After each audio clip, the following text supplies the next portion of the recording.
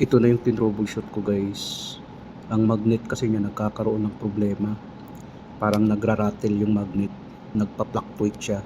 Binaklas ko guys kung nakikita nyo. Marumi tapos pinasok din ng tubig. Yan kasi yung control niya para sa open and close ng ating takip ng ating tumbler. Yan na yung sa sa magnet to kung makikita mo. Ang dami na ring ang dami na ring kalawang. So kailangan talaga yan linisin. Yan kasi kung makikita natin. Yun kung makikita natin kailangan yan lihaan dahil kinalawang na. Ayan kung makikita natin guys, hindi ko na pinapakita kung paano niliha. Malinis na siya. Tapos yan din, kailangan din lihaan yan.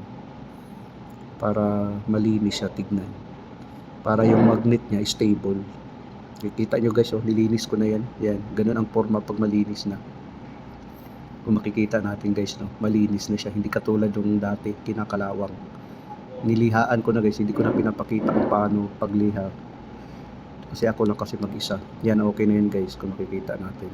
Ngayon guys, kinabit na natin. Kailangan din linisan yan, kung makikita natin. Guys, nung tinakpan na natin, okay na siya. Ngayon, sinabihan ko yung operator na i-open ng takip. Ngayon, okay na. Tapos sabi ko, isara. Okay na siya. Nagsasara na rin siya kung makikita natin. Tapos sabi ko na iangat yung tumbler sa taas. Tapos i-open naman ulit. Yan guys, inangat ng operator. Tapos ngayon, i-open naman siya ulit. Try natin ipa-open ulit ang takip. Yan, okay na siya guys. Wala na siyang tunog. Dati kasi rumaragatak yan Kung makikita natin, nag-o-open siya wala na siyang problema. Pag sasarado naman, okay na siya.